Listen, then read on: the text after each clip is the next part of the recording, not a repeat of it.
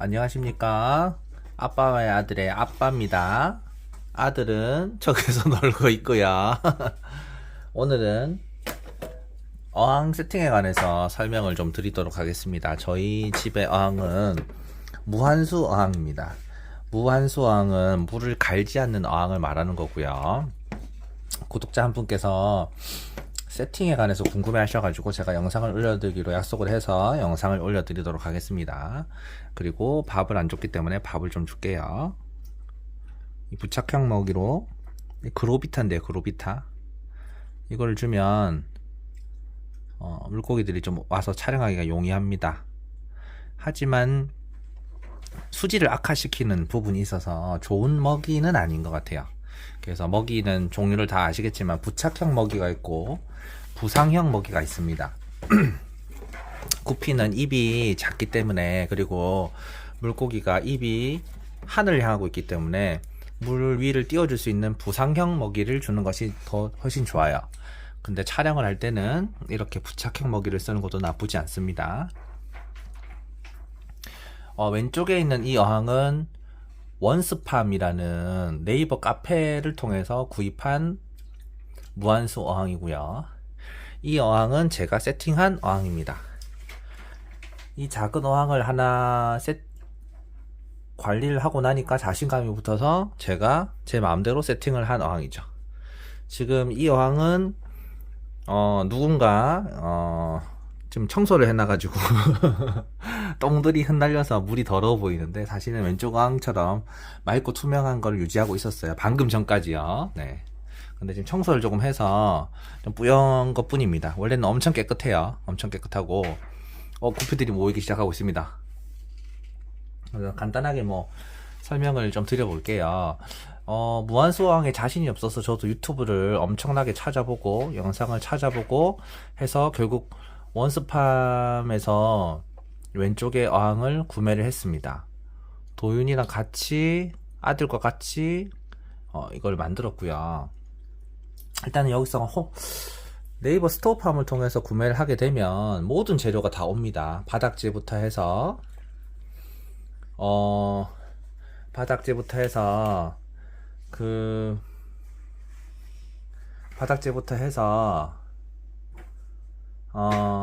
일단은 모든 풀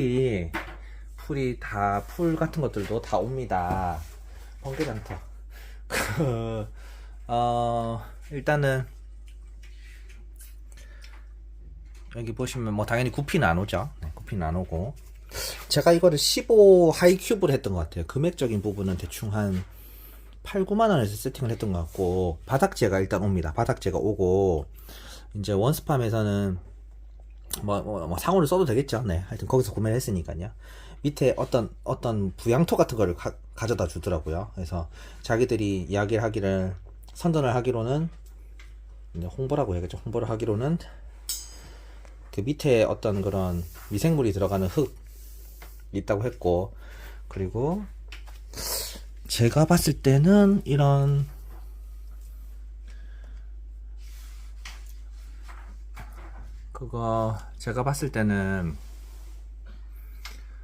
잠시만요. 제가 일단 한번 끊어가겠습니다. 설명이 상당히 깁니다. 죄송합니다. 한번 끊어가겠습니다. 설명이 너무 길어서 한번 끊어가도록 하겠습니다. 구피들이 맛있는 밥을 먹고 있네요. 굉장히 긴 스토리인데 짧게 말씀드리기가 좀 쉽지가 않네요. 어쨌든 교육 목적으로 해가지고 원스팜에서 이 어항을 15 하이큐브, 보통 이제 15라고 하면 여기서 15cm, 여기서 15cm, 하이큐브는 아마 여기가 20cm일 거예요. 옆에 있는 어항은 30 큐브라고 해서, 큐브라고 단어는 있습니다. 30cm, 가로, 세로 30cm. 이런 식으로 이제 어항 크기를 정하게 됩니다. 그래서 여기는 이제 아무래도 높으면은 작은 공간에 대비해서 물을 많이 넣을 수 있으니까 하이큐브를 많이 쓰는 편이죠.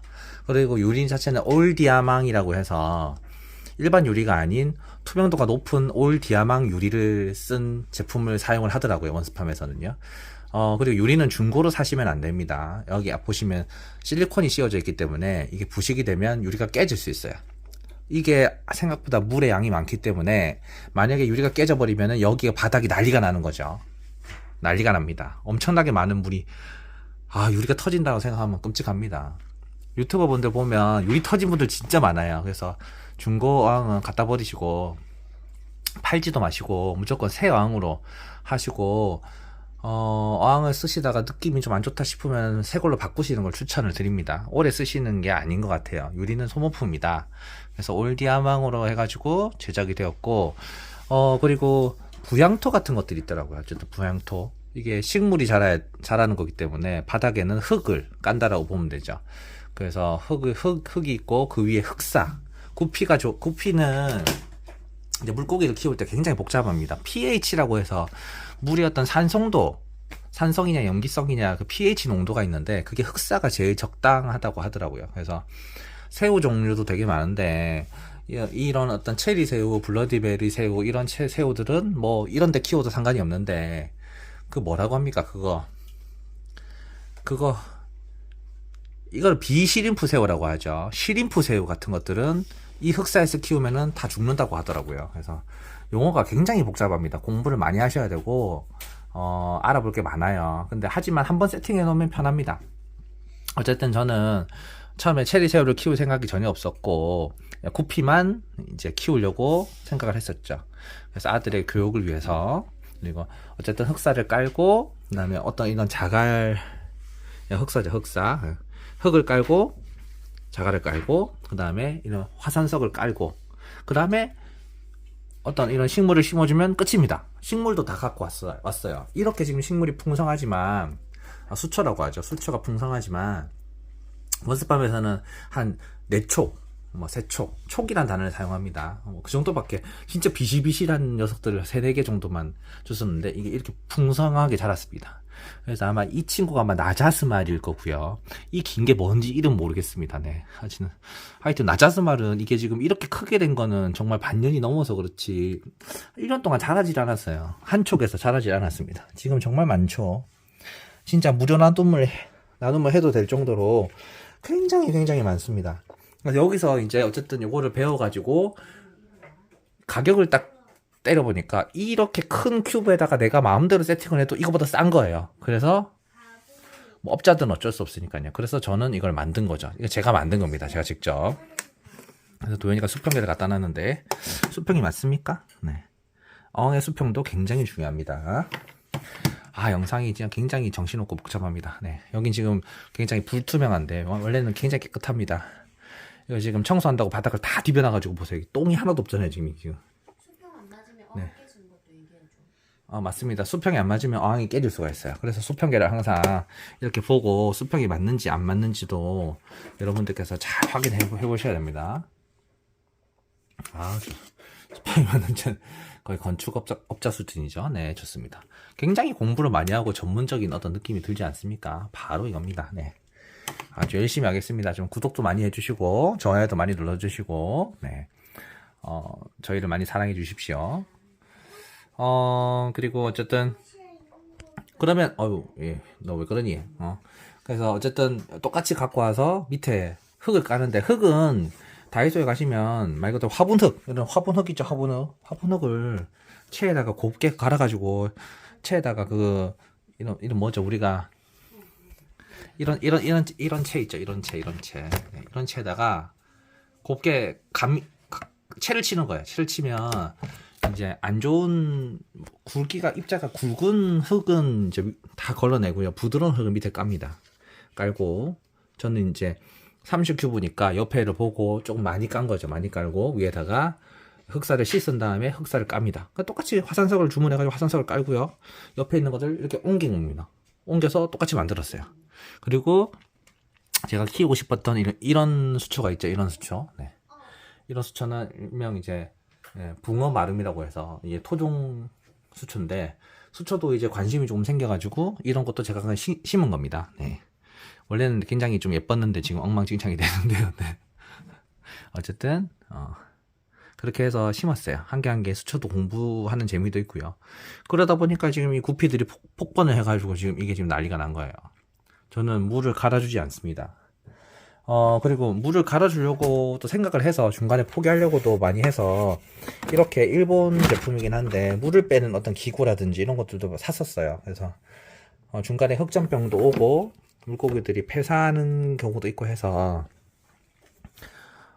정말 많은 시련들이 있었습니다. 그 중간 과정들을 영상에 남겼으면 아주 교훈적으로도 좋고 도움이 많이 되었을 텐데 그걸 제가 그때는 유튜브를 안 하고 있을 때라서 진짜 구피 마리수가 많네요. 생각보다 30큐브에 키우기에는 마리수가 많아요.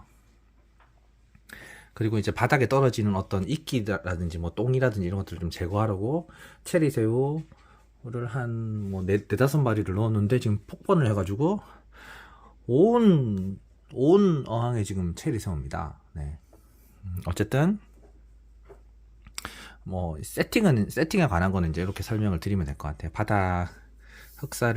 바닥에 이제 흙을 깔고 대신 고운 흙을 깔고요.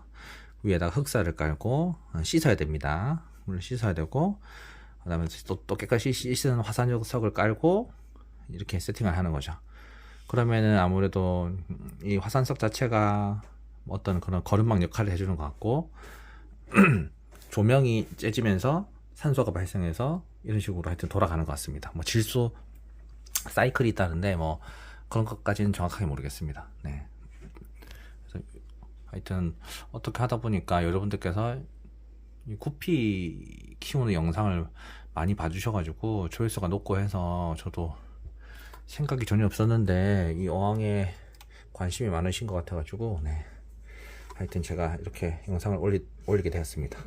조명은 제가 위에 이렇게 조명이 있기 때문에 사실은 이게 영상 찍을 때 아니면 다 꺼둡니다. 이렇게 꺼둬도 뭐 전기세 추가되는 것도 없이 그냥 이렇게 키우면 됩니다. 이렇게 키우고 그리고 이렇게 키우고 그렇기 때문에 뭐 전기세도 따로 들지 않고 밥만 주면 돼요. 밥만 주고 물을 안 갈아줍니다. 물은 보충만 해줘요.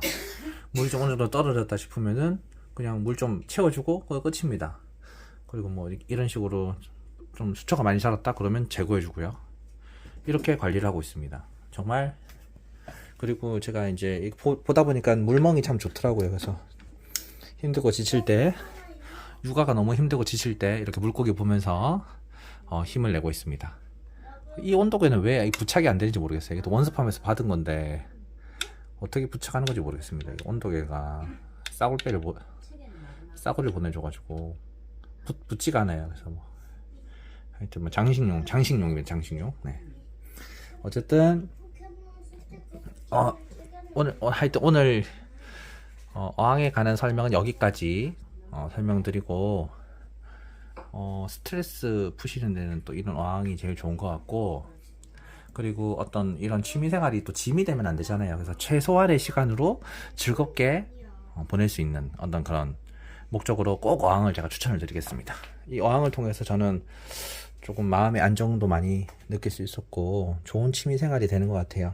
그래서 아이들한테도 정말 좋고 그런 거가 되겠습니다. 혹시 궁금한 거 있으시면 또 댓글 남겨주시면 그에 관해서 제가 댓글도 드리고 영상을 찍어 올리도록 하겠습니다. 고맙습니다. 시청해주셔서 감사합니다. 구독 좀 꼭 부탁드립니다. 좋아요도 부탁드리고요.